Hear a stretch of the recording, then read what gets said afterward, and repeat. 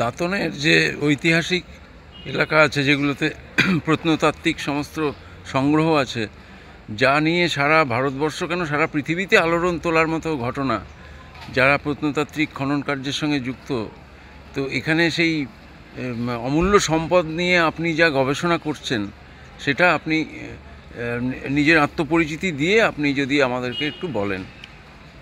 ধন্যবাদ। আমি সন্তু জানা। আমাদের দক্ষিণ পশ্চিম সীমানা বাংলার ইতিহাস সমৃদ্ধ যে এলাকা দাঁতন, সেই দাঁতন সম্পর্কে আমরা দীর্ঘদিন ধরে কাজকর্ম করছি। আমি ব্যক্তিগতভাবে এবং আমাদের দণ্ডভুক্তি একাডেমি রয়েছে আমাদের যে সংস্থা, তাদের পক্ষ থেকে যে কথা সারা বিশ্বকে জানানো যায়, গর্বের সঙ্গে জানানো যায় যে আমাদের বাংলার এই মুহূর্তে মাটি খনন করে আবিষ্কৃত সর্বাপেক্ষা বৃহৎ যে বৌদ্ধ মহাবিহার কমপ্লেক্স, সেটা কিন্তু একেবারে ওড়িশা সীমানার পশ্চিম মেদিনীপুর জেলার প্রান্তে এই সুবর্ণরেখা নদীর তীরে এই দাঁতন অঞ্চল।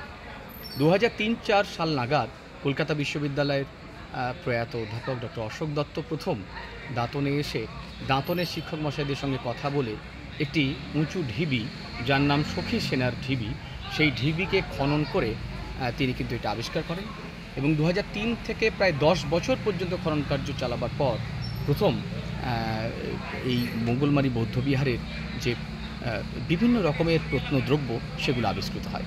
সবচেয়ে গুরুত্বপূর্ণ বিষয় হচ্ছে, একটা সময় প্রায় 15 বছর ধরে খনন কার্য চালানোর পর 2018 সাল নাগাদ আমরা দেখতে পাচ্ছি যে যখন বৌদ্ধ পূর্ণিমার দিন অনুষ্ঠান চলবে, সেই দিন সকালবেলা একটি ট্রেঞ্চ থেকে সারা দিন ধরে উদ্ধার হয়েছে 95টি, গুনে 95টি বুদ্ধদেবের মূর্তি এবং বিভিন্ন ধরনের বৌদ্ধ দেবদেবীর মূর্তি। তার মধ্যে অবলোকিতেশ্বর রয়েছেন, জম্ভল রয়েছেন, মঞ্জুশ্রী রয়েছেন, তারা রয়েছেন এবং অন্যান্য বোধিসত্ত্বরা রয়েছেন। মোগলমারির যে বৌদ্ধ বিহার, পরবর্তীকালে যে গবেষণার মাধ্যমে জানা যাচ্ছে যে এখানে একটি নয়, 2টি বিহারের অবস্থান ছিল। একটির নাম মোগলাইক বিহারিকা, আরেকটির নাম যজ্ঞপিণ্ডিকা মহাবিহার।